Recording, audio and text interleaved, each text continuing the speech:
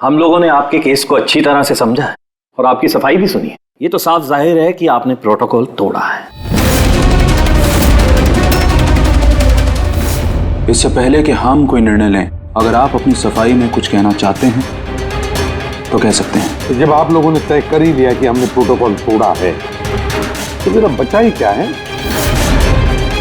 सफाई देने के लिए। देखिए मिस्टर प्रद्युम्न, हमारी आपसे कोई पर्सनल दुश्मनी नहीं है। हम जो भी कह रहे हैं साक्ष्य के आधार पर कह रहे हैं। सर हम सब पिछले 20 साल से सीआईडी में काम कर रहे हैं। पिछले 20 साल से हमने कोई भेदभाव नहीं किया है। यहाँ तक कि सीआईडी के लिए हम लोगों ने अपना खून भी बहाया। देखिए, कभी कभी सिचुएशन के हिसाब से हमें फौरन मुश्किल डिसीजन लेने पड़ते हैं और प्रोटोकॉल को ध्यान में रखते हुए हमें चुप रह जाना पड़ता है। और इसके बावजूद भी हम अपराधियों को उनके अंजाम तक पहुंचाते हैं। देखिए, हम आपकी बात को समझते हैं, लेकिन नियमों का पालन करना भी जरूरी होता है, ये तो आप जानते हैं ना। हमेशा नियमों पर भरोसा नहीं किया जा सकता सर। हमारा काम ही कुछ ऐसा है, सिचुएशन के हिसाब से हमें उसी समय तुरंत डिसीजन लेना पड़ता है। और जहां तक दया के केस का सवाल है, प्रोटोकॉल तोड़ने की जरूरत थी, वजह थी सर। दया एक जाबाज सीआईडी ऑफिसर है सर, सीआईडी के लिए कुछ भी कर सकता है। हम इसे ऐसे नहीं छोड़ सकते थे। इसके बावजूद भी अगर आप लोगों को लगता कि हमने प्रोटोकॉल तोड़ा है, डिसिप्लिन तोड़ी है, तब जो भी सजा देंगे हमें मंजूर है।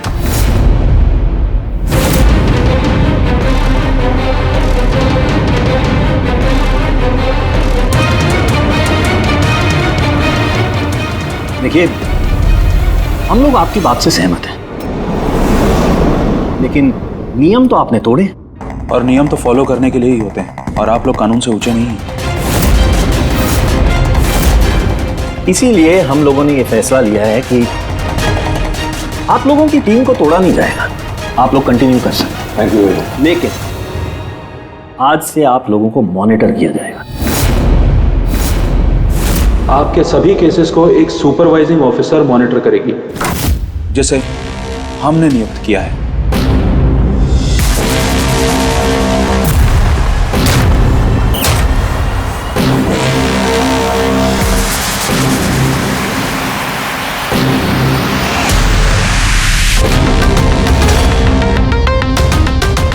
हेलो, मेरा नाम शीतल है। आज से शीतल ही आपको मॉनिटर करेंगे। मॉनिटर करेंगे मतलब यह है कि आपके केसेस की जो भी एक्टिविटी होगी आज से शीतल हमें बताएंगे, और आपके केसेस की सारी जानकारी रखने का पूरा अधिकार है शीतल को। आप लोगों की टीम आगे रहेगी या नहीं रहेगी, ये भी हम शीतल जी की रिपोर्ट आने के बाद ही निर्णय लेंगे। देखिए, आज तक आप लोगों ने जो चाहा वो किया, लेकिन अब सिचुएशन बदल चुकी है। अब से आपको अपने हर केस में शीतल को इन्वॉल्व करना पड़ेगा।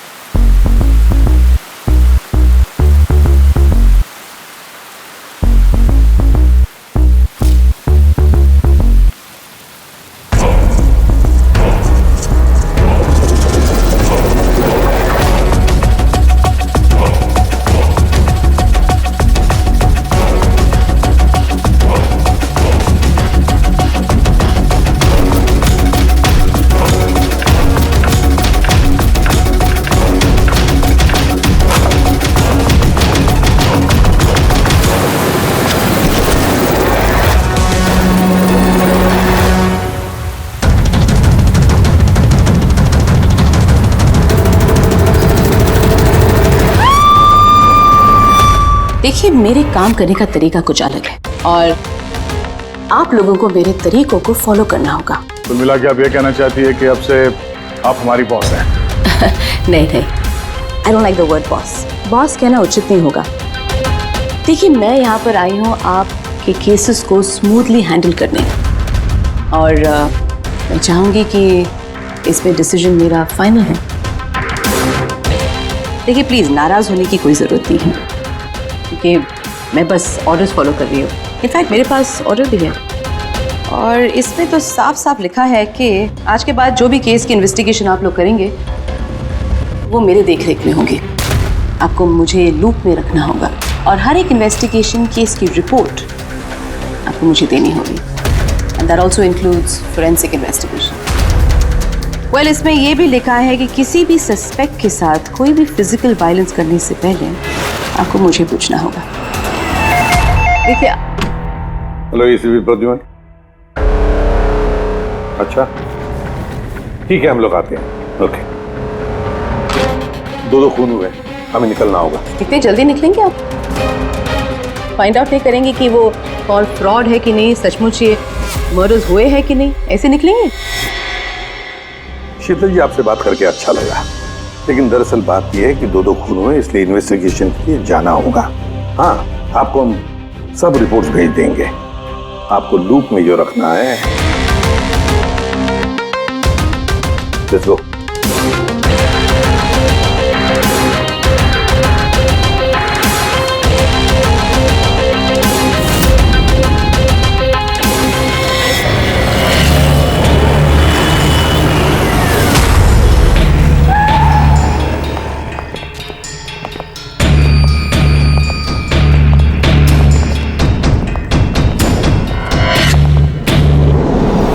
कहाँ हुआ है खून? पता नहीं। पता नहीं? क्या मतलब? आप लोगों ने फोन करके बोला था कि खून हुआ है यहाँ पे। दो खून हुए हैं, इसलिए मैंने आप लोगों को बुलाया। दो खून हुए? तो फिर खून हुए कहाँ? लाशें कहाँ हैं? पता नहीं सर, मैंने सिर्फ सुना। क्या सुना है तुमने? चीखने चिल्लाने की आवाज? नहीं, मैंने सब कुछ सुना, देखा भी है, बट मैं वहां थी नहीं। सर, इसने कोई बुरा सपना देखा और अब इस तरह की बातें कर रही है। नहीं मैडम, सपना नहीं है, मैंने खून होते हुए देखा है। कब, कहाँ, कैसे, ये नहीं पता, क्योंकि मैं वहां थी ही नहीं। जब आप वहां पर थी नहीं तो आपने ये खून होते हुए कैसे देख लिया? इस ट्यून से।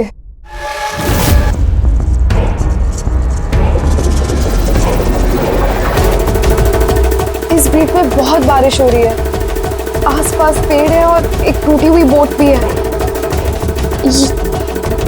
ये ड्रम्स पे कोई उस आदमी को घसीट रहा है। ये वाली बीट पे वो आदमी उसे उस पत्थर से बाहर पे वार किया जा रहा है। अन्या, तुमने ये सब देख लिया खून होते हुए, म्यूजिक का पीस सुनकर?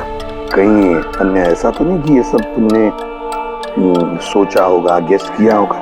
सर, गेस नहीं किया है, इस म्यूजिक में मुझे दिख रहा है। पर आन्या, म्यूजिक में खून होते हुए कैसे दिख सकता है? मैम, आन्या बीमार है इसलिए इस तरह की बात कर रही है। आप कौन है? सर, मेरा नाम लता है, मैं यहाँ की मैट्रिन हूँ। मैं आन्या को बचपन से जानती हूँ, जब से ये ऑर्फनेज में आई है। क्या बीमारी है आन्या को? सर, इसे सेनेस्थेसिया है। सिनेस्थेसिया? मैम, ये एक कंडीशन है। नॉर्मल कंडीशन में इंसान को म्यूजिक सुनाई देता है, लेकिन ये कंडीशन में इंसान म्यूजिक सुनते सुनते विजुअल भी देखता है और म्यूजिक सुनते सुनते वीडियो जैसे दिखता है। आपके कहने का ये मतलब है कि आन्या साउंड देख सकती है? Yes sir. कैसे? आप आंख बंद कीजिए और इमेजिन कीजिए कि आप ड्रम बीट सुन रहे हो। लो, इमेजिन किया। आपको क्या दिखाई दे रहा है? ड्रम बीट की आवाज सुनाई दे रही है, पर मुझे कुछ दिखाई नहीं दे रहा है। ये नॉर्मल कंडीशन में होता है, लेकिन सिनेस्थेसिया में इंसान म्यूजिक के साथ जरूर कुछ ना कुछ देख सकता है। जैसे किसी इंसान को देख सकता है, रंग देख सकता है, या किसी भी चीज को देख सकता है। मतलब इस म्यूजिक के पीस को सुनकर तुमने ये खून होते हुए देखा? जी। तो मुझे लगता है कि आन्या जो म्यूजिक सुन के देख रही है वो सच में है नहीं, वो उसे विजुअलाइज कर रही है। जैसे हम लोग सर सपना देखते हैं, बट सपने में जो देखते हैं हम उसे विजुअलाइज करने लगते हैं, जबकि वो ऐसा होता नहीं है। सर नहीं, सर जो मैं देख रही हूँ वो हकीकत है। जो मैं देख रही हूँ वो बहुत डरावना है, जैसे मैं टीवी पे किसी का मर्डर होते हुए देख रही हूँ। और दो अलग अलग म्यूजिक पे दो अलग अलग खून होते हैं, एक पत्थर से हो रहा है और एक क्रोबार से। अन्या, दूसरे खून के बारे में बता सकती हो? ये खून कहाँ हुआ, उस खून के आसपास क्या है, खूनी कौन है, क्या कर रहा है?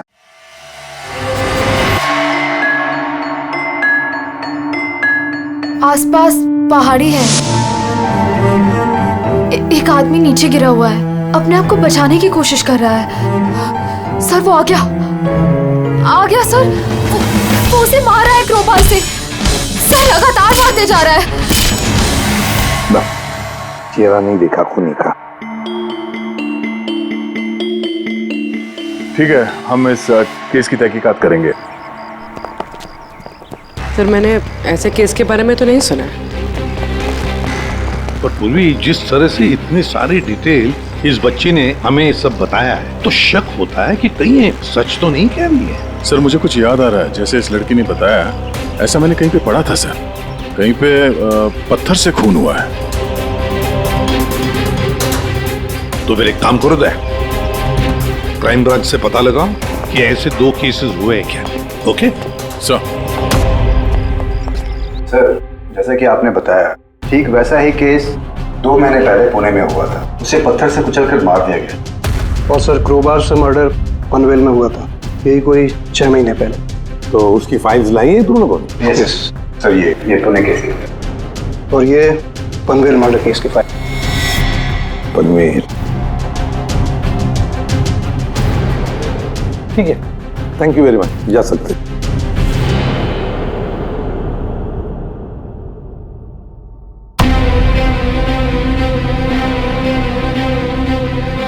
मैंने खून होते हुए देखा है। आसपास पेड़ है और एक टूटी हुई बोट भी है। जो विजुअल देखा था ठीक वैसे ही है सर ये फोटो में। मतलब जो आन्या ने बताया वो सब सच है। कमाल है सर, इन दोनों हादसों के बारे में आन्या ने म्यूजिक सुनकर आज विजुलाइज किया, जबकि ये हादसे तो 6 महीने पहले और ये दूसरा तो 2 महीने पहले हो चुका है। ये कैसे हो सकता है? जो लड़की इस क्राइम सीन पे थी भी नहीं, उसने सब कुछ विजुअलाइज कैसे किया? सिनेस्थेसिया की वजह से। मैं नहीं मानती। और बाय द वे ये सिनेस्थेसिया है क्या?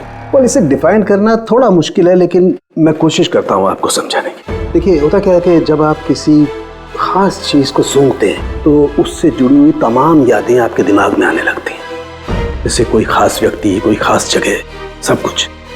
यूँ समझिए एक तरीके से ये गंध आपकी मेमोरी को ट्रिगर करता है, लेकिन ये सिर्फ सिनेस्थेसिया की कंडीशन में ही होता है। इन केसेस में सुगंध की जगह म्यूजिक ने ले लिया। एग्जैक्टली। अब देखिए अन्या ने एक खास तरीके का म्यूजिक सुना। उस म्यूजिक पीस में एक जगह एक खास किस्म के इंस्ट्रूमेंट से उसे एक पेड़ की याद आई, तो उसने एक पेड़ विजुलाइज किया। और दूसरे इंस्ट्रूमेंट में उसे आदमी। एग्जैक्टली। बस मुझे लगता है खूनी ने इस खून की घटना को किसी खास तरीके से म्यूजिक में कन्वर्ट कर दी। मतलब जब म्यूजिक बजे तो उस घटना से जुड़ी हुई तमाम चीजें, तमाम जगह मेमोरी में ट्रिगर होने लगे। लेकिन ये सब कुछ विजुलाइज वही कर सकता है जिसे सिनेस्थेसिया की बीमारी हो, और किसी में नहीं। और यही उस ऑर्फनेज की मेट्रन ने भी बताया। आप लोगों को ये सब कुछ अजीब नहीं लगता? जैसे भी है, केस को सुलझाना हमारा काम है। तो हो सकता है इस खूनी को भी ये सिनेस्थेसिया की बीमारी हो और उसने ये म्यूजिक रिकॉर्ड किया होगा, क्योंकि मर्डर और क्राइम सीन के बारे में वही जानता था। लेकिन पता कैसे चलेगा कि ये म्यूजिक कंपोज करके किसने अपलोड किया होगा, और उसे ढूंढेंगे कैसे सर? रेडी, इंटरनेट खोलो, देखो इंटरनेट पर ये पर्टिकुलर म्यूजिक पीसेस जो दोनों केस में हैं वो कहीं पर है क्या।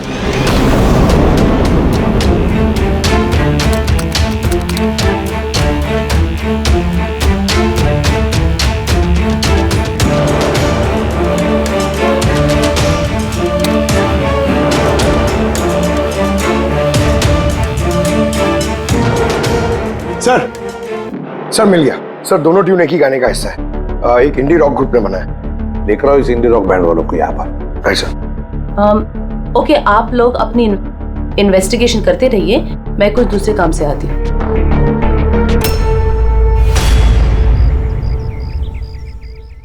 अन्या, मेरा नाम शीतल है। मुझे आपसे कुछ बातें करनी थी, क्या हम बात कर सकते हैं? आन्या, देखो आन्या, आई प्रॉमिस ज्यादा वक्त नहीं लूंगी, सिर्फ 5 मिनट।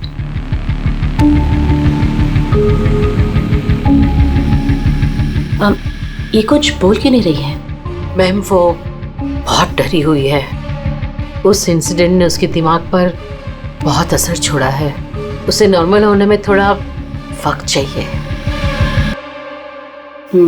ओके। मुझे आन्या के बारे में यहाँ के कुछ लोगों से बातें करनी है, पॉसिबल है क्या? प्लीज। म्यूजिक ट्यून से खून, ये कैसे पॉसिबल है सर? पॉसिबल है। सिनेस्थेसिया के एक मरीज ने तुम्हारे इस म्यूजिक के पीस को सुनकर एक खून होते हुए विजुलाइज किया। समझे? तुम्हारे इस म्यूजिक के पीस में एक खून का राज छुपा है। और हमारे हिसाब से खूनी वही है जिसने ये ट्यून बनाई है। हम लोगों ने खून नहीं किया, और हकीकत तो यह है कि ये ट्यून हम लोगों ने कंपोज ही नहीं किया।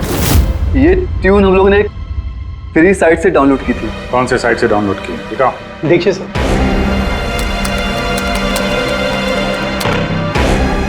ये देखिए सर। सर ये ट्यून हमें पसंद है, इसलिए हमने डाउनलोड करके अपने गाने में डाल दी। किसने अपलोड की थी ये ट्यून इस साइट पर? सर ये गुमनाम है, एनोनिमस। एनोनिमस? हमें इस एनोनिमस को ढूंढना है। मैम ये हमारा स्टाफ है। ये है पूजा, ये है रमेश, ये आरती है। वैसे तो एनजीओ में काम करती है, लेकिन अक्सर हमारे ऑर्फेनेज में आती जाती रहती है। आपसे कुछ बातें करनी थी एक्चुअली, आन्या के बारे में। क्या आप लोग मुझे आन्या के बारे में कुछ बता सकते हैं? जैसे कि वो कहाँ से आई, कब आई, और ओवरऑल ऑर्फेनेज में आन्या का बर्ताव कैसा है? आन्या बड़ी ही अजीब लड़की है, हमेशा डिस्टर्ब रहती है। वो यहाँ कब आई? बचपन से ही, लेकिन उसे अलग अलग 2 बार लोगों ने अडॉप्ट किया, और पता नहीं क्यों कुछ दिन रखने के बाद उसे वापस यहाँ पे आके छोड़ दिया। क्यों? कोई वजह? उसके बुरे बर्ताव की वजह से, उसके वक्त बेवक्त झगड़ा करने की वजह से, बात बात में वायलेंट हो जाती थी। बस ये उसकी आदत बचपन ही से थी। क्या बकवास कर रहे हो तुम? अन्या ऐसी नहीं है मैडम, ये सब गलत बोल रहा है। मैम सच में मैं यहाँ अक्सर आती जाती रहती हूँ, मैंने कभी भी आन्या को ऐसे बिहेव करते हुए नहीं देखा है। ये सब गलत बोल रहा है। तो फिर सही बात क्या है? सच तो ये है मैडम, अन्या का बचपन बहुत ही मुश्किलों में बीता है। हाँ, इन सब चीज़ों की वजह से कभी कभी वो अजीब बर्ताव कर देती है। अजीब बर्ताव नहीं मैम, यूं समझ लीजिए अगर आन्या को किसी ने क्रॉस किया तो उसके साथ दुर्घटना होना तय है। अभी पिछले महीने ऑर्फनेज के बच्चों के साथ क्या हुआ, याद नहीं है क्या? क्या बकवास कर रहे हो? क्या हुआ बताओ? मैम पिछले महीने एक बच्चे को फूड पॉइजन हो गया था, और उसी दिन उसका झगड़ा आन्या के साथ हुआ था। अच्छा, तो तुम्हारा कहने का मतलब है कि वो अन्या ने किया? हाँ। सोच समझ कर बात करो रमेश, बहुत ही गंभीर आरोप लगा रहे हो अन्या पर तुम। मेट्रन, आन्या को ऑर्फनेज से 2 फैमिलीज ने अडॉप्ट किया, लेकिन उसे वापस कर दिया। इसके पीछे कोई तो वजह होगी। शायद आन्या में ही कोई खामी हो, कोई गलती हो। I don't agree. Anyway, Anya के बारे में ऐसी कोई फाइल है जिसमें उसमें सारी डिटेल्स हो? क्या मैं उसे देख सकती हूँ? या श्योर।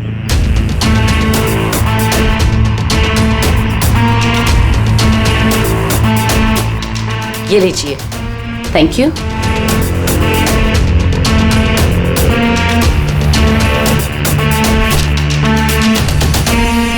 अब थैंक यू मेट्रन, लेकिन मुझे अभी इस वक्त निकलना होगा। क्या मैं आपको ये फाइल थोड़ी देर बाद वापस कर दूं, चलेगा? जी।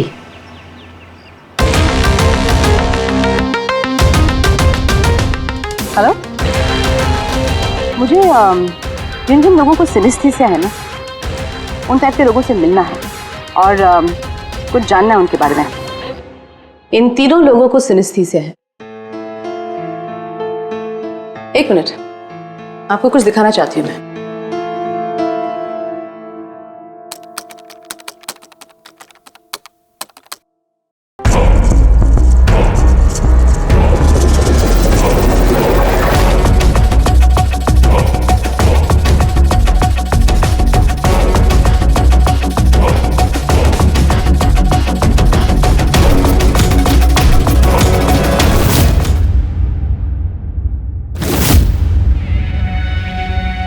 अब आप बताइए, आपने इस ट्यून को सुन के क्या विजुलाइज किया?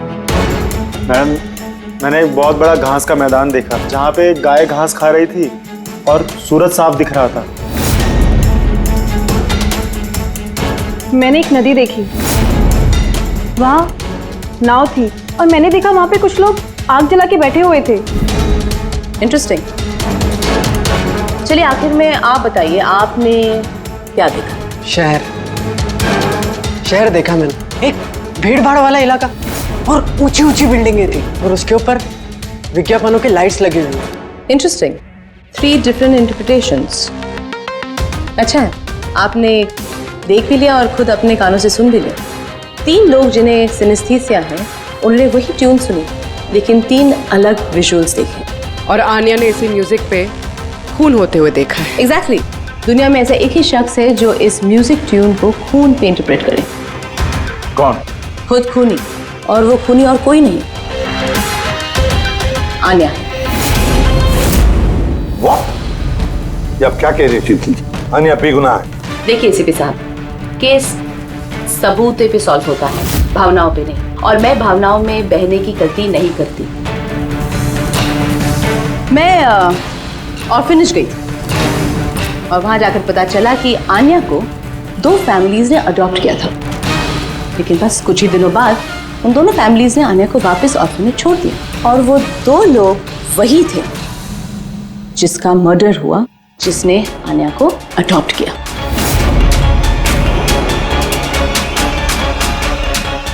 मैंने आन्या को अरेस्ट कर दिया है और उसे बाल अदालत में पेश करने की तैयारी कर दी है। बिना हमें बताए, बिना हमसे पूछे आपने आन्या को अरेस्ट कैसे किया?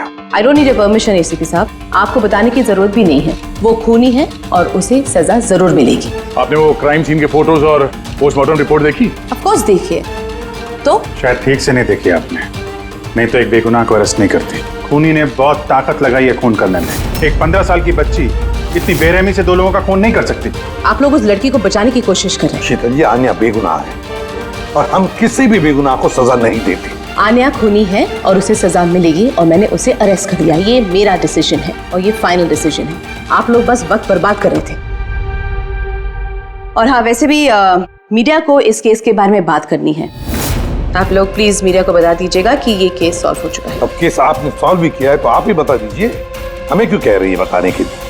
फाइन, नो प्रॉब्लम, मैं बता दूंगी, लेकिन आप इसे मेरी चेतावनी समझ लीजिए या फिर उम्मीद करती हूँ कि आगे से आप मेरी सारी बातें मानेंगे।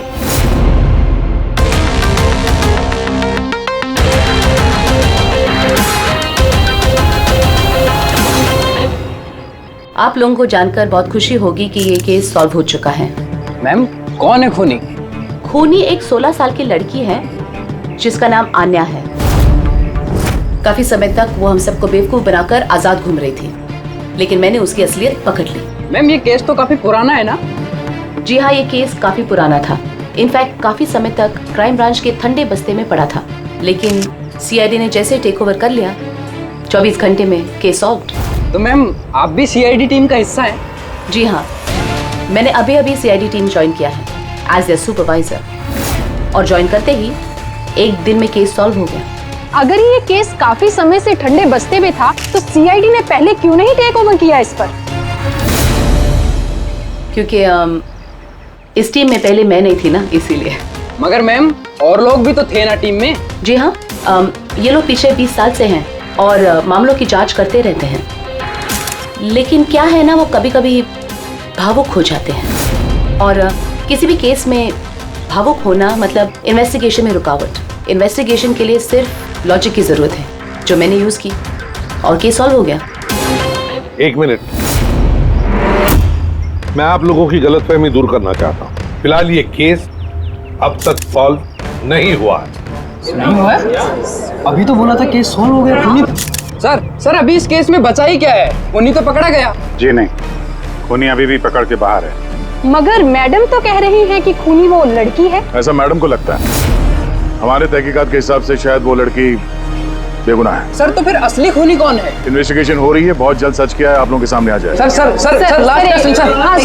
आई am sorry, no more questions, वक्त नहीं है। Thank you so much for coming. Thank you.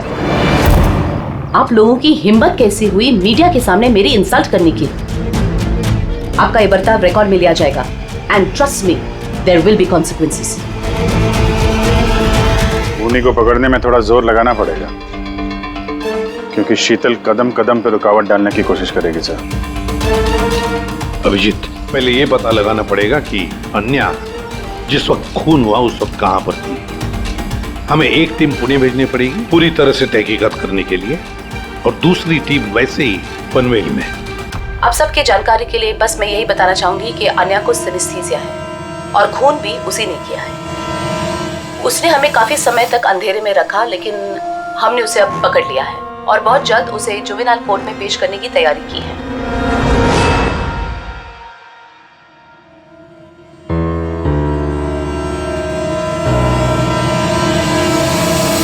देखिए 23 फरवरी को शाम के 4 और 7 बजे के बीच अन्या कहाँ पर थी? यूजुअली बच्चे शाम को बाहर निकलते हैं खेलने के लिए और 9 बजे तक अंदर आ जाते हैं। तो क्या अन्या ऑर्फनेज में थी या कहीं बाहर गई थी? नहीं सर, अन्या ऑर्फनेज में ही थी, कहीं बाहर नहीं गई थी। ये आप इतने यकीन के साथ कैसे कह सकती है? इसलिए कह सकती हूँ क्योंकि मेरी इजाजत के बिना कोई भी बच्चा बाहर नहीं जा सकता। मगर कभी कभी अन्या कई घंटों के लिए ऑर्फनेज से गायब रहती थी, वो भी तो बताओ इनको। सर ये झूठ बोल रहा है क्योंकि ये अन्या से जलता है। मैं क्यों जलने लगा अन्या से? तो फिर उसकी चुगली क्यों कर रहे हो? हमें अन्या ने बताया कि यहाँ पे कुछ लोग उससे जलते हैं। सर मैं सिर्फ आप लोगों को अन्या के बारे में जानकारी दे रहा था। तो फिर ये भी बताओ ना कि पिछले साल अन्या ने तुम्हारे खिलाफ कंप्लेन की थी। इनके खिलाफ क्यों? सर ये ऑर्फनेज के लड़कों को मारता पीटता था, अन्या ने कंप्लेन की थी इसके खिलाफ, सस्पेंड भी हुआ था। तब से ही अन्या से नफरत करता है सर। हाँ सर, अन्या को म्यूजिक बहुत पसंद था, बहुत बार मैंने उसे अलग अलग गाने सुनते हुए देखे थे, इसलिए मैंने उसे वो म्यूजिक सुनने दे दिया। अब मुझे क्या पता था इतनी बड़ी प्रॉब्लम हो जाएगी। वैसे आप लोगों में से कोई म्यूजिक इंस्ट्रूमेंट बजाना जानता है? सर मैं पियानो बजाती हूँ। सर मैं भी पियानो बजाती हूँ। अच्छा एक बात बताइए, जिस दिन पूना में खून हुआ था उस दिन आप लोग कहाँ थे? हम सब कुछ बच्चों को लेकर पुणे गए थे। तो आप लोग उस दिन पुणे में ही थे? क्या था पूना में? वहाँ पर एक इवेंट था इसलिए।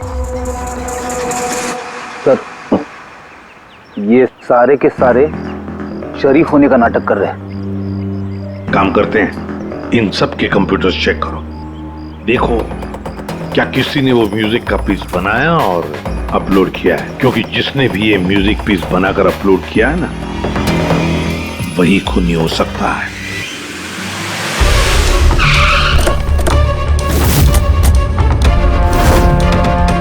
ये लड़की ये यहाँ पर 2 महीने पहले आई थी। हाँ मैम, ये 2 महीने पहले एक एनजीओ ने इवेंट ऑर्गेनाइज करवाया था, तो उसी इवेंट में डांस करने आई थी। इसने बहुत अच्छा डांस किया था सर।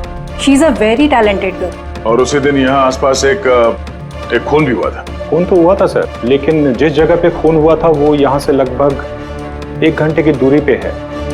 और ये इवेंट उस दिन कितने बजे शुरू हुआ था? 5 बजे शुरू हुआ था और रात करीब 8 बजे खत्म हुआ था सर। अच्छा आप लोग को याद है ये लड़की पूरा समय इवेंट पे ही थी या कुछ समय के लिए गायब भी हुई थी? ये लड़की 6 बजे स्टेज पे आई थी और इवेंट खत्म होने तक स्टेज पे ही थी। सर मेडिकल रिपोर्ट के हिसाब से खून 3 से 6 बजे के बीच ही हुआ है। ये देखो, ये वो जगह है जहाँ पे खून हुआ था और इस जगह पे इवेंट था। यहाँ से यहाँ पहुँचने में कम से कम 1 घंटा लगता है। सर हो सकता है आन्या दोपहर को ही निकल गई हो, खून करके फिर उसने इवेंट ज्वाइन कर लिया। अरे नहीं मैम, ऐसा कुछ भी नहीं है। एक्चुअली इवेंट शुरू होने से पहले आफ्टरनून में रिहर्सल थी और वो लड़की वहाँ पर 4 बजे तक थी। इसके बाद 5 बजे से बैक स्टेज पर सारे स्टूडेंट इकट्ठा होने शुरू हो गए थे। 4 बजे रिहर्सल पे थी वो जी, 5 बजे बैक स्टेज। यस। जैसे कि आपने कहा कि 6 बजे वो स्टेज पे थी। अगर ऐसा है तो आन्या खून कैसे कर सकती है? हाँ सर। अगर खून आन्या ने नहीं किया तो फिर खून किया किसने? सारे रिपोर्ट्स और एविडेंसेस को स्टडी करने के बाद मुझे लगता है कि अन्या निर्दोष है। आपको कोई ऑब्जेक्शन है? No your honour. लेकिन सर ये सिर्फ पुणे मर्डर केस के एविडेंस और रिपोर्ट्स हैं। पनवेल मर्डर केस में निर्दोष साबित करने के लिए कोई एविडेंस और कोई रिपोर्ट्स नहीं है। ऐसा हो सकता है कि अन्या ऑर्फनेज से बाहर निकल गई और मर्डर किया उसने फिर वापस चली गई। It can be possible, right sir? आपके पास अगर कोई सबूत है तो प्लीज पेश करें, जिससे ये साबित हो सके कि जब खून हुआ तब अन्या पनवेल में थी। देखिए, एविडेंसेस और विटनेसेस के अभाव में ये केस डिसमिस कर दिया जाता है। अन्या को प्लीज छोड़ दिया जाए।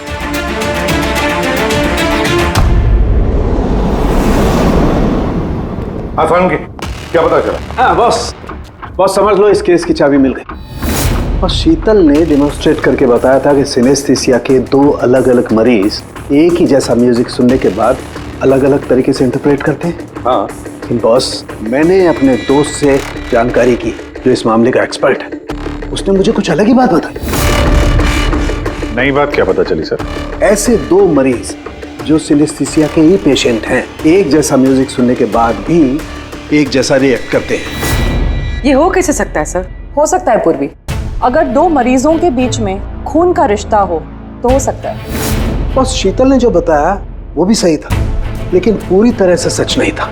कुछ रेयर केसेस में ऐसा भी होता है जैसा मेरे दोस्त ने बताया। हाँ, मगर दोनों मरीज एक ही परिवार के हों तो। चाचा, ताऊ या भाई भी हो सकते हैं? नहीं, इमीडिएट फैमिली मेंबर ही होना चाहिए, जैसे माँ बाप, भाई बहन।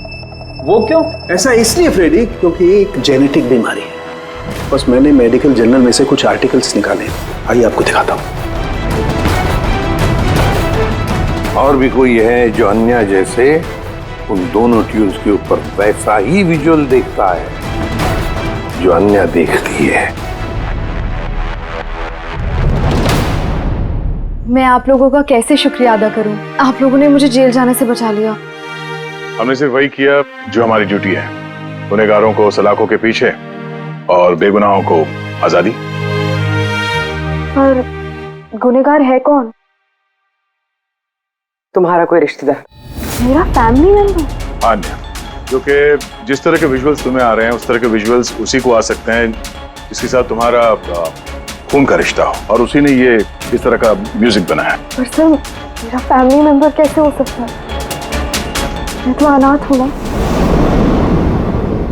है कोई जिसे तुम नहीं जानते? तो जानना भी नहीं चाहती। बचपन से मेरा सपना था कि मेरे परिवार वाले आएंगे और मुझे अपना के लेके जाएंगे, हम खुशी खुशी साथ रहेंगे। और अब आप लोग बोल रहे हो वो कोई खूनी है। हम तुम्हें बस वही बता रहे हैं जो हकीकत है। सर, ये आनिया के नाम का पैकेज आया है, दरवाजे के बाहर रखा था।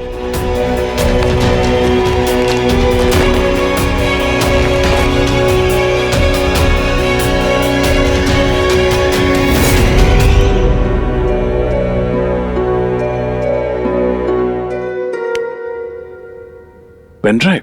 पंकज,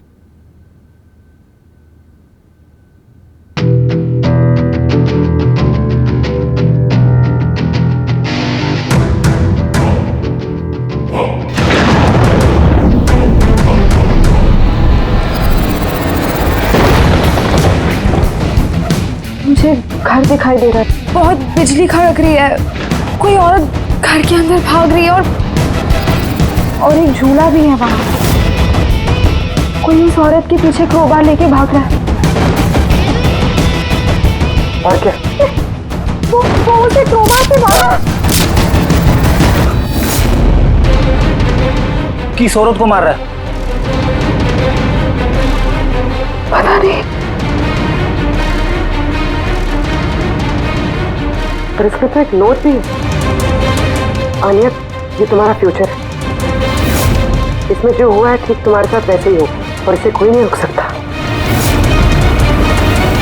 इस म्यूजिक के हिसाब से जो आनिया ने देखा, कोई उस औरत को मारने वाला है, और एक घर है, घर के सामने एक बिजली कड़क रही है और झूला है। और सर, खूनी ने खून क्रोबार के साथ किया।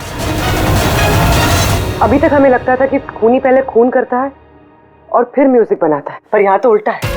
पहले एक खूनी मर्डर प्लान करता है, फिर म्यूजिक बनाता है और फिर म्यूजिक के हिसाब से खून करता है। मुझे मरना नहीं है, प्लीज मुझे बचा लो। आनिया, घबराओ मत, तुम्हें कुछ नहीं होगा, हम लोग हैं ना तुम्हारे साथ। सबसे पहले उस खूनी को ढूंढना होगा किसी भी हाल में। अगर खूनी आनिया के परिवार वालों में से कोई है तो उसे ढूंढेंगे किसे? ढूंढने के लिए हमें पहले ये पता करना पड़ेगा कि 16 साल पहले आनिया को ऑर्फनेज में लेके कौन आया था। शायद उसे पता हो आनिया के परिवार के बारे में। आपको कुछ याद है कौन था वो जो आनिया को यहाँ छोड़ गया था? नहीं, याद तो नहीं है। 16 साल पहले कोई उसे बाहर छोड़कर चला गया था।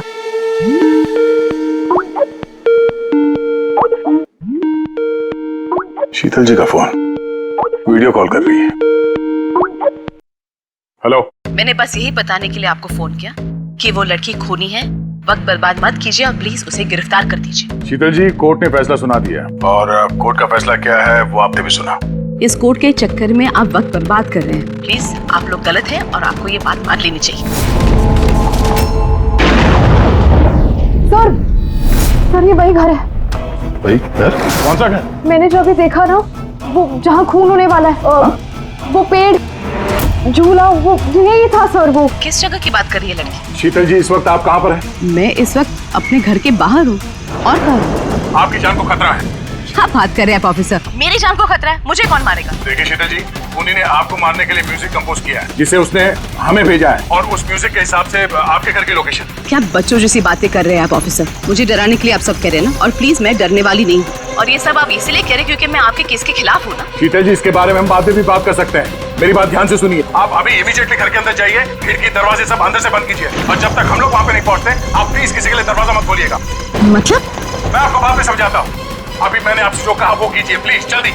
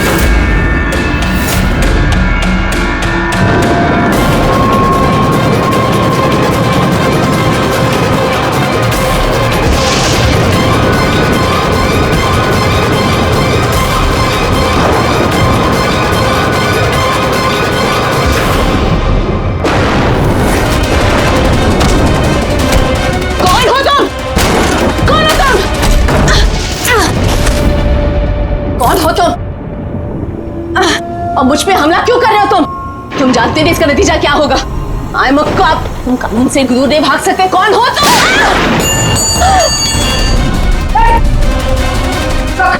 शीतल जी, आप ठीक है? आम क्या ऑफिसर?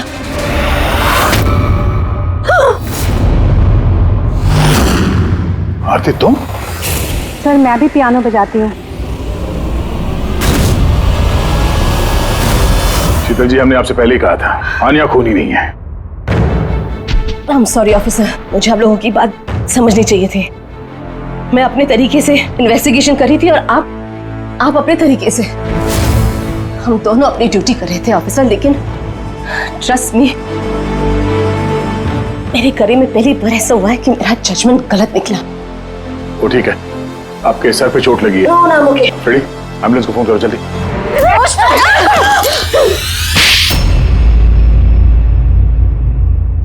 शीतल जी पे हमला क्यों किया तुमने? अपनी बेटी को बचाने के लिए। कौन सी बेटी को बचाने? आन्या को। आन्या मेरी बेटी है और शीतल उसको जेल भेजने पर तुली थी, इसीलिए मैं उसको सबक सिखाना चाहती थी। और खून क्यों किया? 17 साल पहले जब मैं प्रेग्नेंट थी, मेरे पति मुझे मेंटल असाइलम में छोड़ दिए क्योंकि मैं दिमागी तौर से बीमार थी। वहां मैं 15 साल रही। मगर क्या? मगर मेरे पति ने मेरी ममता का गला घोट दिया। कैसे? आन्या वहां पैदा हुई, पर उसे मुझसे छीन लिया गया। 15 साल बाद जब मैं बाहर आई तो मुझे पता चला कि मेरे पति मर चुके हैं, पर आन्या कहाँ है मुझे कुछ पता नहीं था। वो जिंदा भी है या नहीं, ये भी मैं नहीं जानती थी। मैंने कई ऑर्फनेज में ढूंढने की कोशिश की उसे, पर वो कहीं नहीं मिली। आन्या के बारे में कैसे पता चला तुम्हें? 6 महीने पहले जब मैं इस ऑर्फनेज में आई तो मुझे आन्या की केस फाइल मिली। मुझे पता चला कि आन्या को 2 लोगों ने अडॉप्ट किया और फिर उसे वापस छोड़ दिया। पर जैसे ही मुझे पता चला कि आन्या को सिनेस्थेसिया है और वो सब कुछ देख सकती है जो मैंने म्यूजिक पे प्लान किया था, तो मुझे रियलाइज हो गया कि आन्या मेरी बेटी है। इसीलिए मैंने उन दोनों को मार दिया। मुझे उन लोगों से नफरत है जो अनाथ बच्चों को अडॉप्ट करते हैं और फिर वापस उन्हें छोड़ देते हैं। मैं आन्या को मिलकर सब कुछ बता देना चाहती थी, लेकिन आप लोगों की तहकीकात की वजह से मैं रुक गई, क्योंकि मुझे लगा कि आप लोग आन्या पे शक करेंगे। इसीलिए मैंने लेटर भेजकर आप लोगों का ध्यान दूसरी तरफ मोड़ने की कोशिश की, लेकिन आप लोगों ने मेरे प्लान को चौपट कर दिया। जिस बेटी को पाने के लिए तुमने 2 लोगों को जान से मार दिया, अब जिंदगी भर उस बेटी से दूर रहना पड़ेगा तुम्हें, सलाखों के पीछे काल कोठरी में।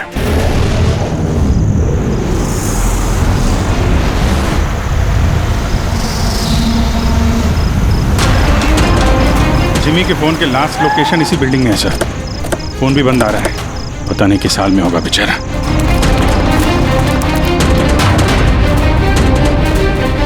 जिमी की जान को खतरा है, ढूंढो उसे जल्दी।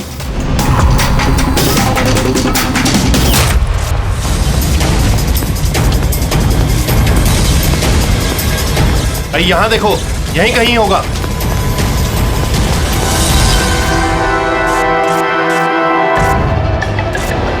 वो इधर किधर ही है। एक काम करो, तुम वहां जाके देखो, तुम इधर निकलो। जिमी कैसे हो बेटा? सर बहुत बढ़िया हूँ सर, एकदम आपकी तरह। मेरे तरह? सर अगर आपकी तरह रहूंगा अभी तो बड़ा होकर आपके जैसे सीआईडी ऑफिसर बन पाऊंगा। सर इन्होंने मुझे देख लिया है सर, और ये लोग मेरे पीछे हैं सर। ये लोग 4 जने सर मुझे मार देंगे सर। मुझे नहीं लगता कि मैं बच पाऊंगा।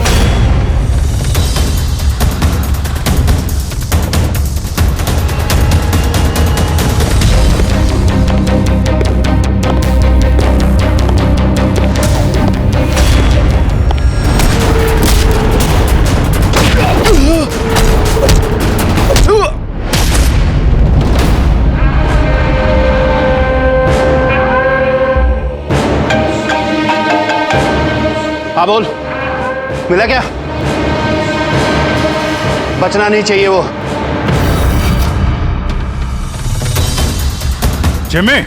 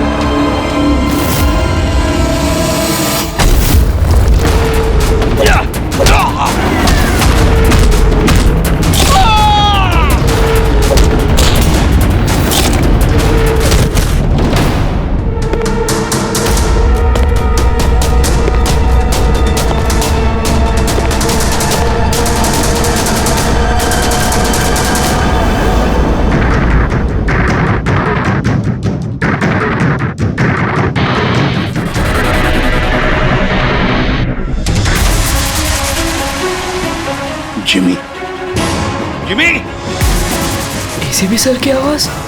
Jimmy, Jimmy, Jimmy, ACP sir. Jimmy sir.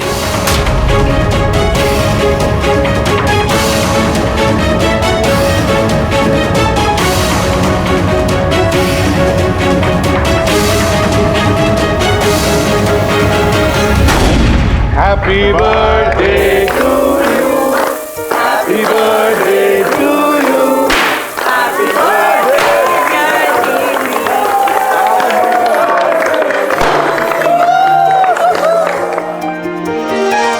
To wicket sir, thank you very much. तो बहुत बढ़िया है सर। जिमी, इससे तुम घर में बैठकर कोई भी इलेक्ट्रॉनिक डिवाइस या मैकेनिकल डिवाइस बना सकते हो। Thank you sir, thank you very much. Jimmy भैया, आपको पता है कि ये गिफ्ट तो मैंने सेलेक्ट किया था, दादू ने तो सिर्फ पैसे दिए थे। Thank you Arjun. जिमी आज बहुत खुश है। अरे उसके आदर्श एसीपी सर जो आए हैं उसकी बर्थडे पार्टी में, तो ये तो हमेशा सीआईडी टीम की तारीफ करता रहता है। आप जैसा बनना चाहता है। अगर आज आप नहीं आते ना तो ये सच में बहुत उदास हो जाता। तो सच बोलूं तो जिस तरह से आप इसकी रखवाली करते हैं, कदम कदम पे इसका हौसला बढ़ाते हैं और इसे सही राह दिखाते हैं, उसके लिए थैंक यू सर। वैसे आपका बच्चा है ना, बड़ा अच्छा बच्चा है। और क्या, हम लोग तो वेट कर रहे हैं कब ये बड़ा होगा और कब सीआईडी टीम को ज्वाइन करेगा। पर हाँ, इतना आसान भी नहीं है जिमी, बहुत मेहनत करनी पड़ेगी तुम्हें। सर मैं तो रेडी हूँ, आप ही भगा देते हो। हेलो एसीपी प्रद्युमन, कहाँ पर? ठीक है, हम लोग आते हैं। हाँ सर। निकलना पड़ेगा जल्दी। जिमी देखो बेटा, काम है, हम तीनों को निकलना पड़ेगा, लेकिन मैं वापस आ जाऊंगा अर्जुन को लेने के लिए। तब तक हैव फन, ओके? सर आप थे तभी तो एंजॉय कर रहे थे, आप जाओगे तो कैसे एंजॉय करेंगे? अरे काम है, जाना तो पड़ेगा ना। सर रुक जाओ ना प्लीज। सर आप बाद में आ जाइए सर, जिमी का बर्थडे है, मन लगा रहेगा। हम लोग वहाँ क्राइम सीन पे जाके पता करते हैं क्या हुआ एग्जैक्टली, और आपको इन्फॉर्म करते रहेंगे फोन पे। हम देख लेंगे सर। ठीक है, मुझे फोन करना जरूर, okay? Thank you Abhijeet sir, thank you Daya sir. Enjoy. Bye. Sir किसका फोन आया था? कोई मर्डर हुआ है क्या? ये लो, अब तुम्हें क्यों फिक्र पड़ी है? जो भी हो, जो भी क्रिमिनल हो, अब दया अभिजीत गए ना, बच नहीं पाएगा।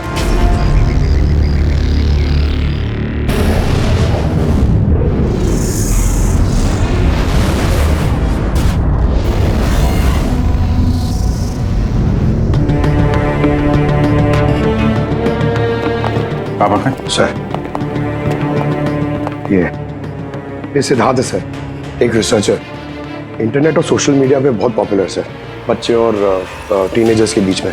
ये घर पे ही इंटरेस्टिंग डिवाइसेस कैसे बना सकते हैं उसके बारे में वीडियो पोस्ट करता है। आज ही ऐसा एक वीडियो बना रहा था, इसका लैपटॉप एक्सप्लोड हुआ सर, और वीडियो है सर उसका, मैं दिखाता हूँ आपको, इधर आइए।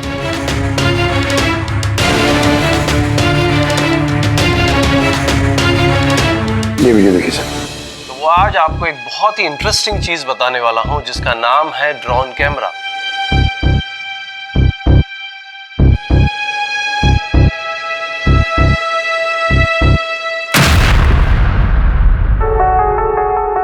धमाका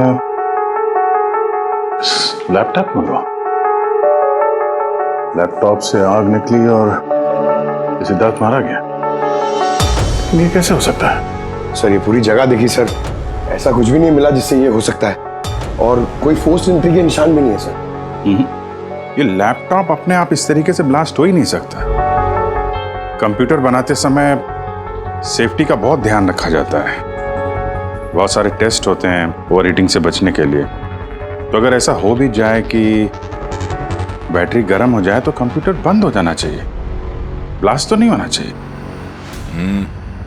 इसका मतलब है अभिजीत, किसी ने ऐसा कुछ किया है जिसकी वजह से लैपटॉप की बैटरी जो है गर्म हुई और ब्लास्ट हो गई। सर एक बात है, लेकिन ये सिद्धार्थ का मैंने चैनल देखा सर, सिद्धार्थ वर्ल्ड, ये बहुत एक्टिव पोस्ट करता था सर, बहुत सारे पोस्ट डालता था, लेकिन पिछले 1 महीने से सर उसने कोई भी पोस्ट नहीं डाला था, और पहली बार पोस्ट डाला था। और ये सिद्धार्थ की मौत से किसी को क्या फायदा हो सकता है? इंटरनेट सेलिब्रिटी था, काफी पॉपुलर था, कामयाब भी था, तो उसकी कामयाबी से जलने वाले भी तो लोग होंगे। देखते हैं डॉक्टर साहब इन सारे एविडेंसेस को देखने के बाद किस नतीजे पे पहुंचते हैं। खाना खा लो, नहीं तो न्यूज के चक्कर में खाना ठंडा हो जाएगा। चपाती गरम है, खा लो। सोशल मीडिया के जाने माने हस्ती सिद्धार्थ, जो कि नौजवानों के बीच काफी मशहूर थे, लाइव वीडियो के दौरान धमाका होने की वजह से उनकी मौत हो गई। शुरुआती जांच से तो यही लग रहा है कि सिद्धार्थ जब कैमरा के सामने अपने दर्शकों से बात कर रहे थे, तभी अचानक से उनका लैपटॉप ब्लास्ट हो गया।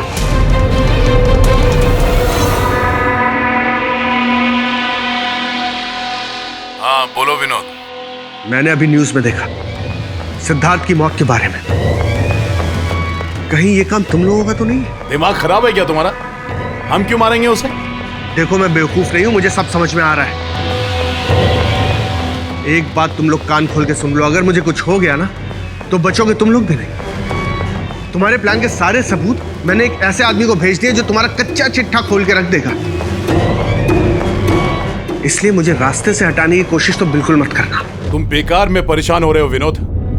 सिद्धार्थ की मौत एक एक्सीडेंट है, हमारा उससे कुछ लेना देना नहीं है। मत भूलो कि हमारे बीच एक डील हुई है। किसी को कोई भी सबूत देने की गलती तुम्हें बहुत भारी पड़ सकती है। आया समझ में? हेलो, तुम खाना छोड़ के यहाँ क्यों आ गए हो? हमें यहाँ से जाना होगा। तुम सामान पैक करो जल्दी। लेकिन क्यों? सब ठीक है ना? कहाँ जाना है? मैंने तुम्हें कहा ना, सामान पैक करो जल्दी। हमारी कंपनी के बनाए हुए हजारों लैपटॉप्स लोग बरसों से इस्तेमाल कर रहे हैं, मगर बैटरी में धमाके का ये पहला केस है। दरअसल ये हादसा हुआ है अचानक बहुत ज्यादा टेम्परेचर बढ़ जाने की वजह से।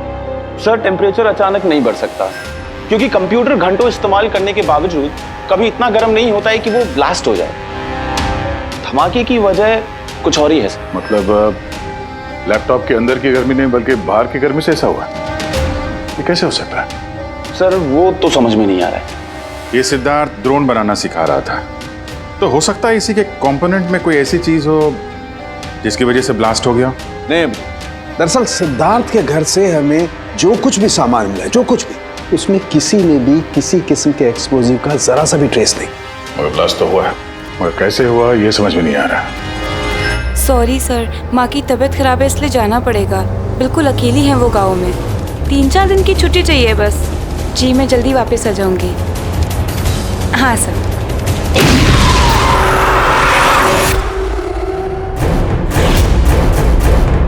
सुमन,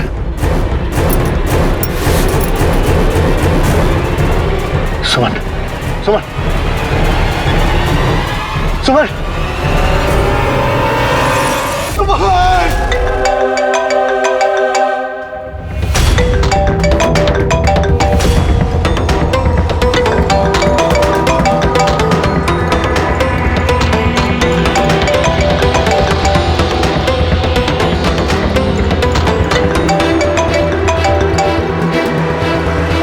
बहुत चालाक समझते हो ना अपने आप को।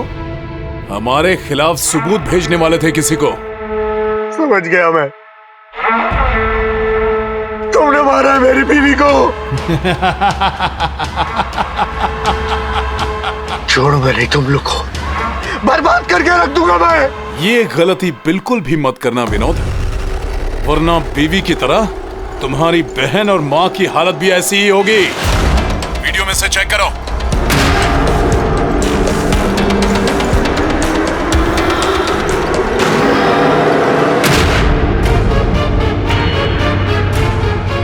हेलो, हेलो, मेरी छोटी बहन और मेरी माँ को छोड़ दो। अगर तुम चाहते हो कि ये दोनों जिंदा रहें, तो बताओ हमारे खिलाफ किसे सबूत भेजने वाले थे तुम? CID inspector Abhijeet. मैं उनके पास ही पार्सल भेजने का इंतजाम करने वाला था। नहीं करूंगा, नहीं करूंगा मैं। मेरी माँ और छोटी बहन को छोड़ दो। Good bye Vinod.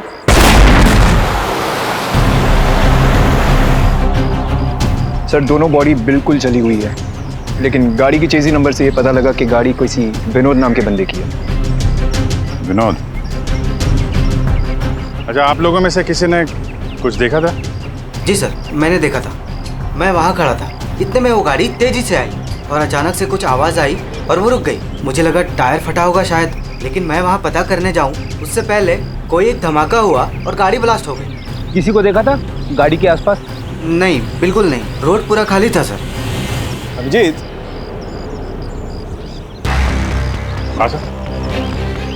मैंने गाड़ी अच्छी तरह से चेक की है। लोकल फॉरेंसिक एक्सपर्ट का भी यही मानना है। इस गाड़ी में किसी किस्म का कोई बॉम्ब का या किसी एक्सप्लोसिव का कोई ट्रेसेस नहीं। फिर धमाका हुआ कैसे?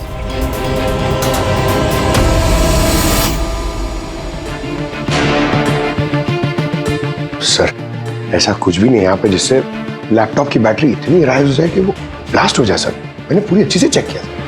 तो ऐसा हुआ तो है। खून ने किस तरह से? हाँ पूर्वी। सर, मैं बहुत देर से सिद्धार्थ का वो वीडियो देख रही थी जिसके दौरान उसकी मौत हुई। सर, उसी वीडियो को मैं स्लो मोशन में आपको भेज रही हूँ, आप जरा गौर से देखिए। ठीक है, वो कुछ वीडियो भेज रही है, देखो चेक करो। सर, धमाके से कुछ ही सेकंड्स पहले सिद्धार्थ अपने राइट साइड पे कहीं देखता है। वहां पॉज कीजिएगा। पॉज करो। हाँ, ये राइट की तरफ देख तो रहा है। हो सकता है उसने राइट साइड में कोई चीज नोटिस की हो, कुछ हुआ हो वहां पे, कोई आया हो वहां पे। हो सकता है पूर्वी, मैं तुम्हें कॉल करता हूँ बाद में। और सिद्धार्थ यहाँ इस तरफ देख रहा था। यहाँ पे कुछ नहीं है सर, मैंने चेक किया था पहले। हो सकता है सिद्धार्थ ने यहाँ पे कुछ देख लिया हो जो हमारी नजर से छूट रहा हो। पंकज, ये देखो, ये इस पर्दे में छेद है, जला हुआ है। ये छेद के ठीक सामने तो सिद्धार्थ बैठा था।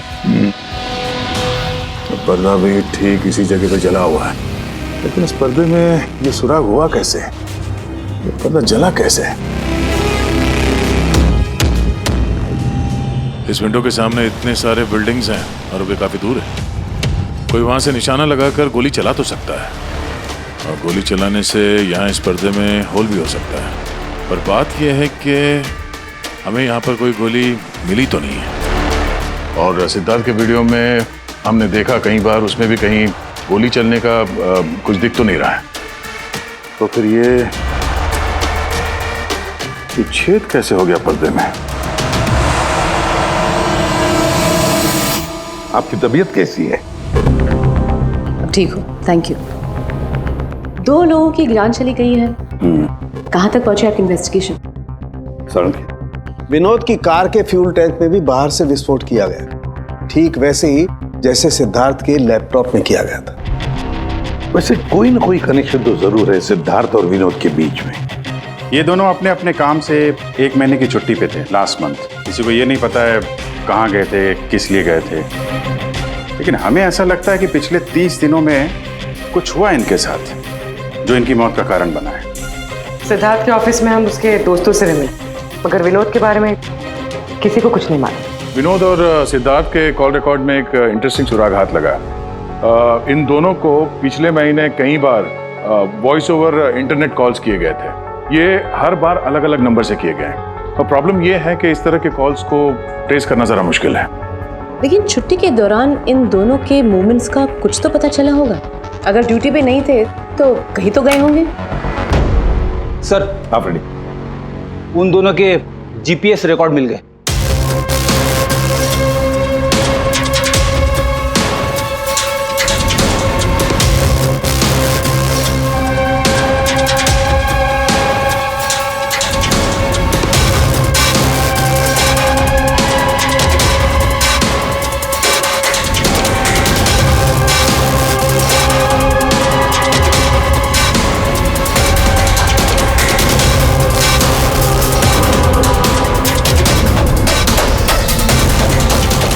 ये वो लोकेशन जहाँ पे विनोद भी गया था और सिद्धार्थ, अलग अलग दिन, अलग अलग टाइम पे, और जगह एक ही।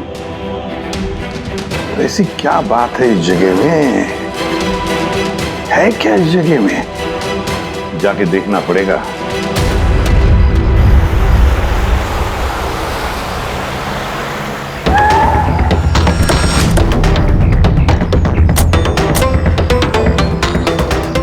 यार ये तो बहुत बड़ा कॉम्प्लेक्स है, 100 से ज्यादा ऑफिस होंगे। वो कौन सा ऑफिस होगा जिसमें विनोद और सिद्धार्थ जाया करते थे? सर, सब लोगों से सारे ऑफिस में जाके पूछते? नहीं, ऐसा करने से सब अलर्ट हो जाएंगे। सारे सबूत मिटा के वो यहाँ से भाग जाएगा। मुश्किल से यही एक सुराग हमारे हाथ लगा है। इतना तो तय है कि जिसकी हमें तलाश है वो गुनहगार इसी बिल्डिंग में है। कुछ ऐसा करते हैं जिससे उसे पता भी न चले और हमारा काम हो जाए। सर, अब सिद्धार्थ के आखिरी वीडियो को हमने एनालिसिस के लिए एक्सपर्ट के पास भेजा था। फिर? तो ओरिजिनल वीडियो के साथ उन्होंने एक और वीडियो भेजा है। चलो देखते हैं।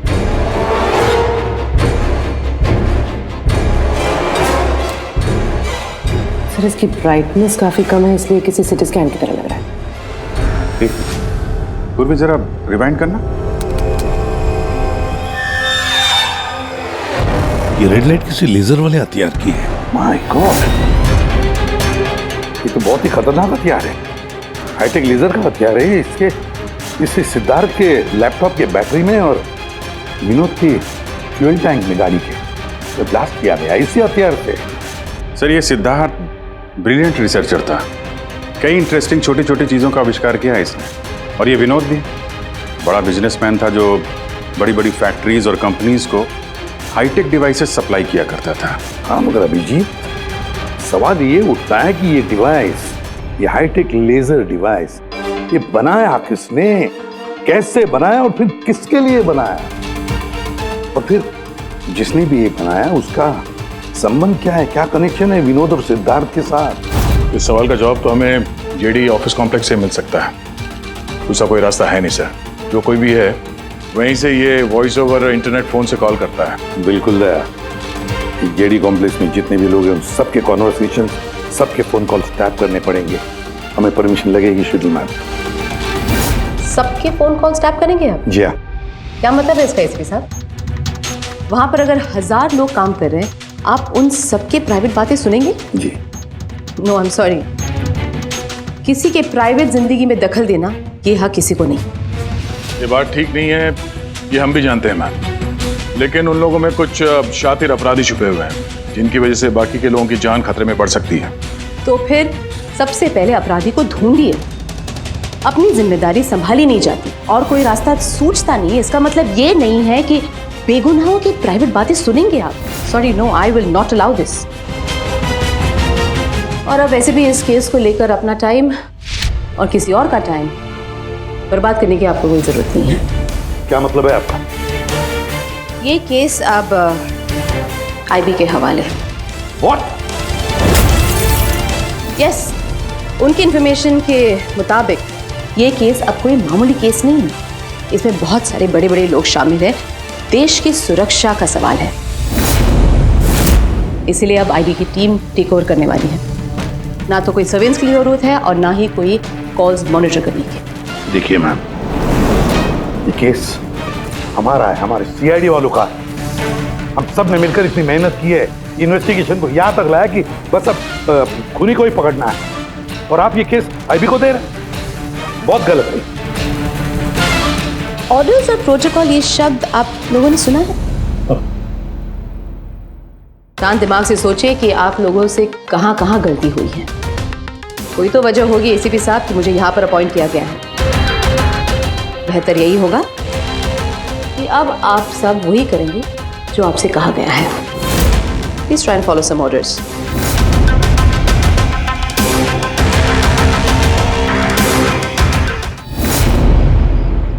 दादू, दादू, दादू, दादू, क्या हुआ दादू? कुछ प्रॉब्लम है क्या? नहीं तो कुछ भी तो नहीं। तो आप फिर इतनी टेंशन में क्यों हो? कोई टेंशन नहीं। वो क्या है ना बेटा, ऑफिस में इतना काम था ना तो थक गया हूँ। एक मिनट बेटा। हेलो, आ गया।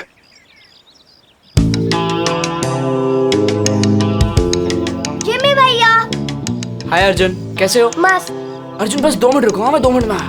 ओके। हाँ हाँ हाँ, मुझे पता है दया। नहीं सर वो मर्डर वाले केस के बारे में सर बात करनी थी। जी भाई, अब मेरे पास वक्त नहीं है, मैं थोड़ा बिजी हूँ। चलो बाद में बात करते हैं, ठीक है? हाँ जी सर। हाँ दया, देखो जो कुछ भी हो हमें ये काम करना है, मतलब करना ही है। उस जेडी ऑफिस कॉम्प्लेक्स में जितने भी लोग काम करते हैं उनके बारे में सारी डिटेल चाहिए मुझे। हाँ, और तो और वो लोग क्या क्या करते हैं, किस किस से बातें करते हैं, वो भी चाहिए मुझे। हाँ हाँ मुझे पता है दया, ऑफिशियल परमिशन के बगैर हम किसी का फोन टैप नहीं कर सकते, लेकिन कोई और रास्ता ढूंढो बस। जिमी भैया चलो ना खेलते हैं। उस सिद्धार्थ और विनोद का खूनी उस जेडी ऑफिस कॉम्प्लेक्स में ही है। हाँ, शायद नेट पे कोई तरीका मिल जाए फोन पे लोगों की बात सुनने का। ये एक IMSI डिवाइस का एक पार्ट है।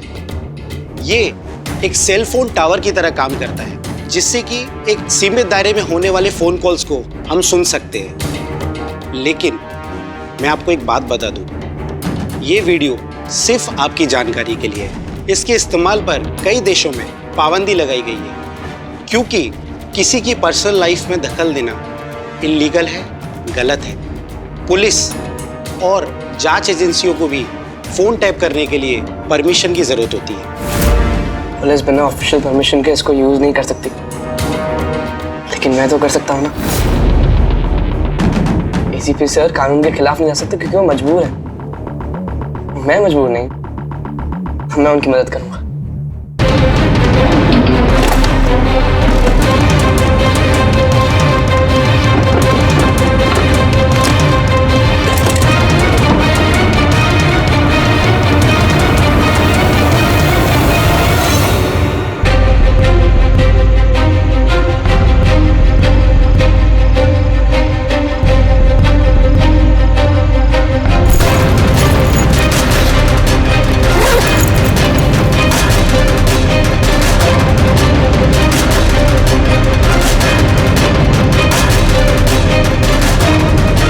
इस डिवाइस से मुझे वो सारी इंफॉर्मेशन मिल जाएगी जिससे सिद्धार्थ और विनोद के कातिल को पकड़ने में ACP सर की मदद होगी।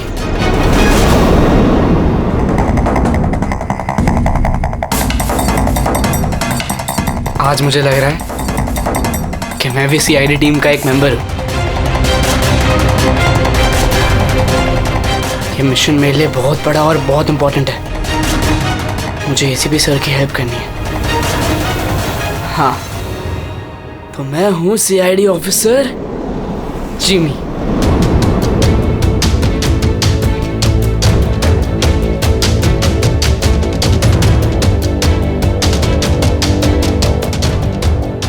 प्लीज रिया, मैंने कहा ना बहुत जल्दी मेरा प्रमोशन होने वाला है। प्लीज मुझे छोड़ के मत जाओ, हम जल्दी शादी कर लेंगे, पक्का, प्रॉमिस। ये तो अपनी गर्लफ्रेंड से बात कर रहा है।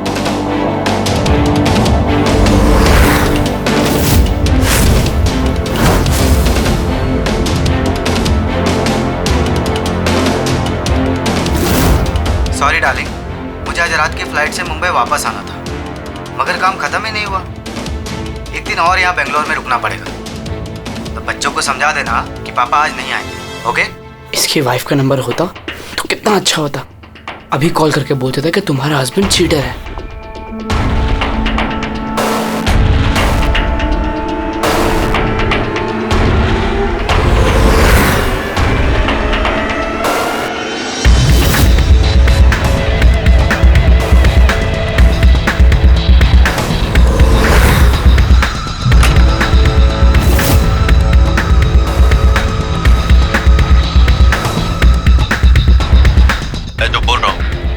कुछ आवाज तो आ रही है लेकिन साफ साफ सुनाई नहीं दे रही। देखो, हमें हमारे प्लान के हिसाब से ही काम करना है। अगले हफ्ते अगर हम ये किस्सा खत्म नहीं करेंगे तो बॉस किसी को माफ नहीं करने वाले। डोंट वरी, उन 2 लोगों का काम तमाम हो गया ना। उसी तरह इस टारगेट को भी बचने का चांस नहीं मिलेगा। द आई का कोई भी प्लान फेल नहीं होगा। सारे इंतजाम हो गए हैं, बस अगले हफ्ते का इंतजार है। जो भी द आई के खिलाफ जाने की कोशिश करेगा वो बचेगा नहीं। द आई मतलब तो ये लोग दवाई के लिए काम कर रहे हैं। सिद्धार्थ और विनोद को इन लोग नहीं मारा था। मुझे एसीपी सर को ये बात बतानी होगी।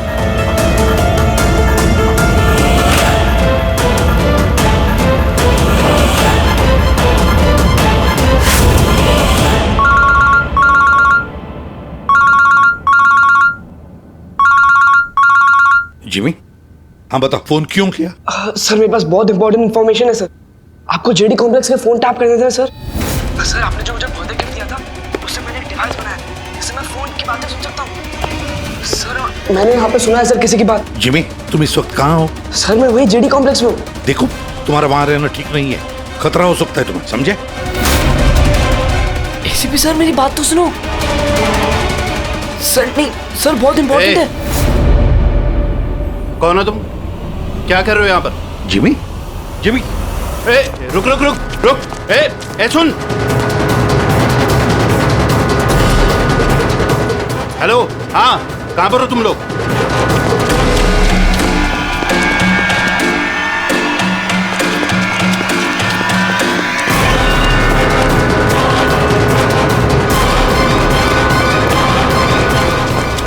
रुक रुक।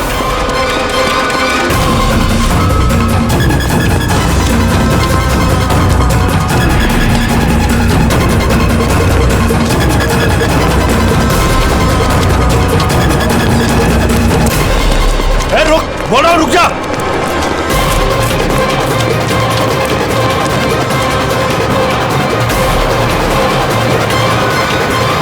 जिमी के फोन के लास्ट लोकेशन इसी बिल्डिंग में है sir.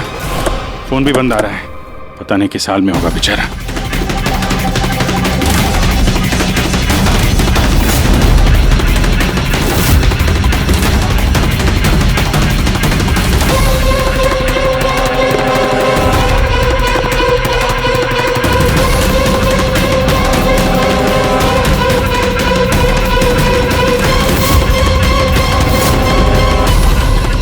Jimmy, Jimmy, Jimmy, Jimmy, ACP sir.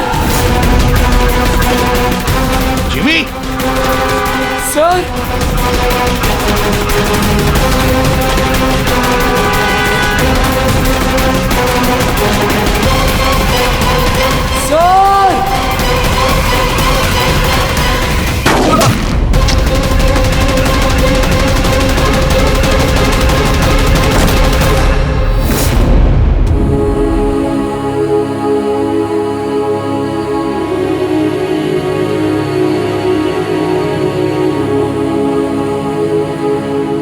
Jimmy, कुछ नहीं होगा तुम हो ना? हाँ? जन्म में जैसा सीआईडी ऑफिसर पक्का बनूंगा। कुछ नहीं होगा तुम्हें। अभी एम्बुलेंस बुलाता हूँ मैं। अभिजीत,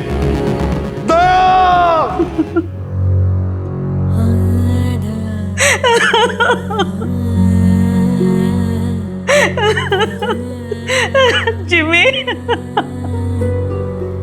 जिमी, मेरा बेटा उठना। जिमी देख मम्मा, जिमी, जिमी तू कुछ बोलता क्यों नहीं?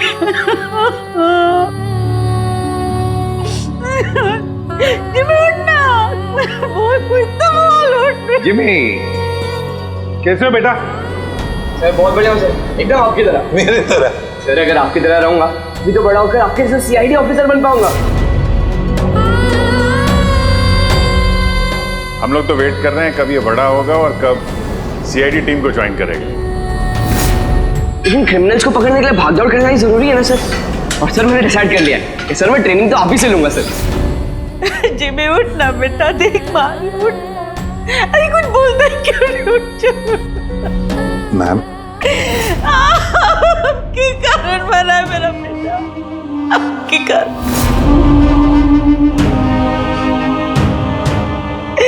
अरे आपको अपना आदर्श मानता था, कहता था कि आप जैसा बनूंगा,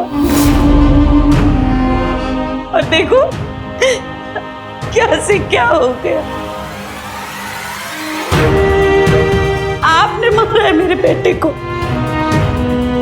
आपकी मदद करने के लिए तो वो बिल्डिंग में गया था और आपके ही सामने मेरे बेटे को गोली मार दी गई। आप कुछ नहीं कर पाए, देखते रहे। अरे एक बच्चे को तो आप बचा नहीं पाए, तो देश को क्या बचाएंगे?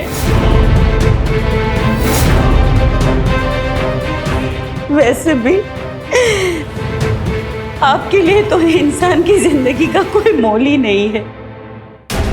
आपने तो अपने बेटे तक को मार डाला। फिर तो ये तो पराया बच्चा था ना आपके लिए। इसको क्यों बचाते आप?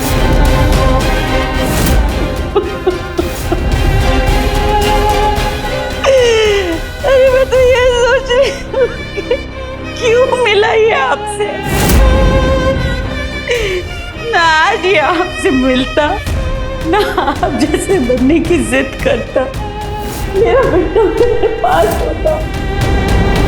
आपने मारा इसे, आपने, और किसी ने नहीं। आप खूनी है, समझे आप?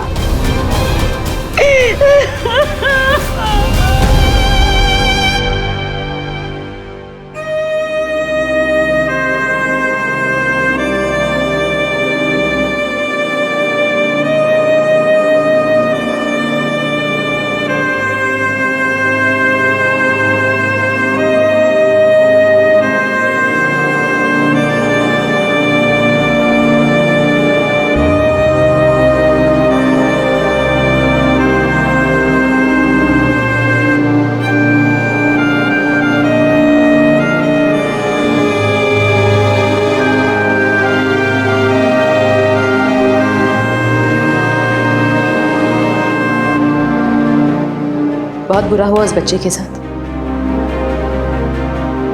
नहीं होना चाहिए था। और होता भी नहीं अगर आप लोगों ने उसे इस केस में इन्वॉल्व नहीं किया होता। हमने कुछ नहीं किया है। हम तो यही चाहते थे कि जिमी इस केस से दूर रहे। अगर आप लोगों ने जिमी को कन्विंस नहीं किया होता तो फिर ये काम करता ही नहीं।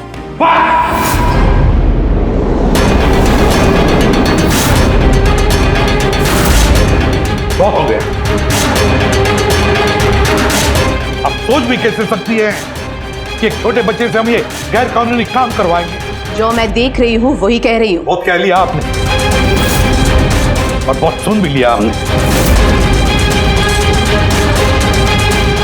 हमारी बात सुन लीजिए।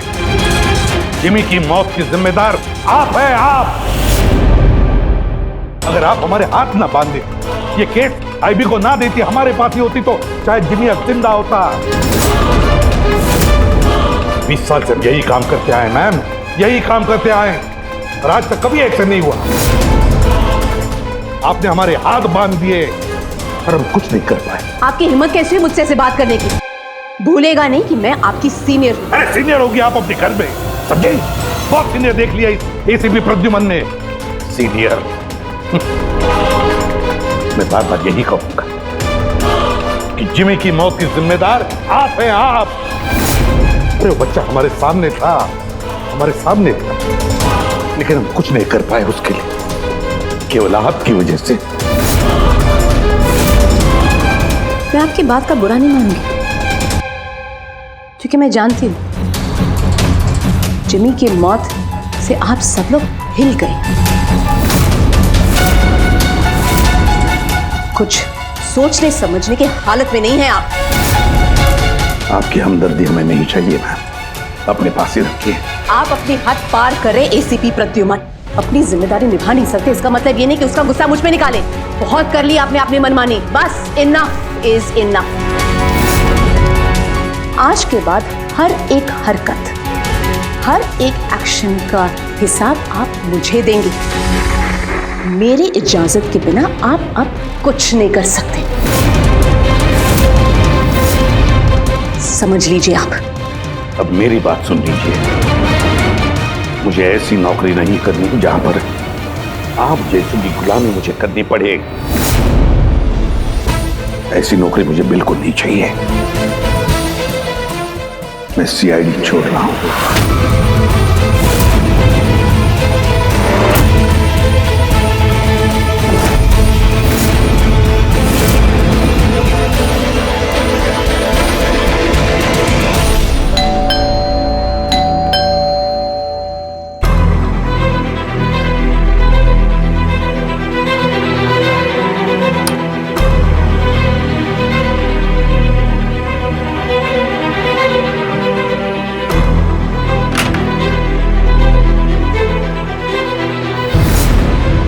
अरे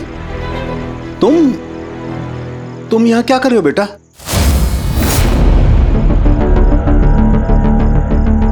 दादू कहाँ है तुम्हारे? दादू चले गए। चले गए मतलब? पता नहीं, उन्होंने कहा कि थोड़े दिन तुम्हें सालुम के दादू के पास रहना है और वो मुझे यहाँ छोड़ के चले गए। और ये दादू ने आपके लिए बैग दिया है। अच्छा तुम अंदर आओ, आ जाओ आओ।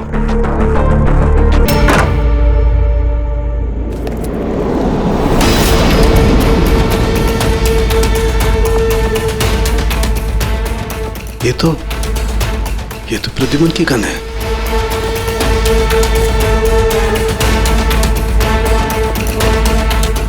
उसका बैच भी।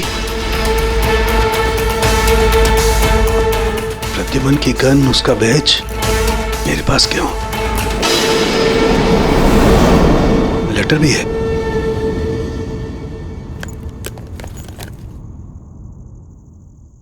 सालों के मैं हार गया।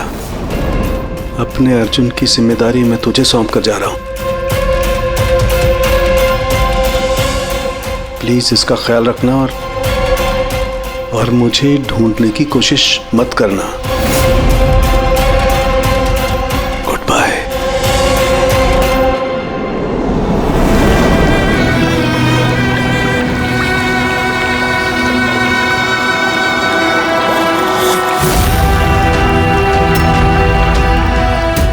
सब मेरी गलती थी। ये सब कुछ मेरी वजह से हो गया।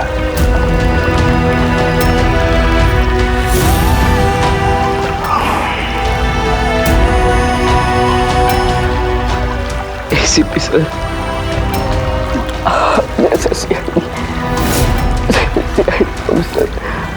मैं पक्का बनूंगा। क्यों भी?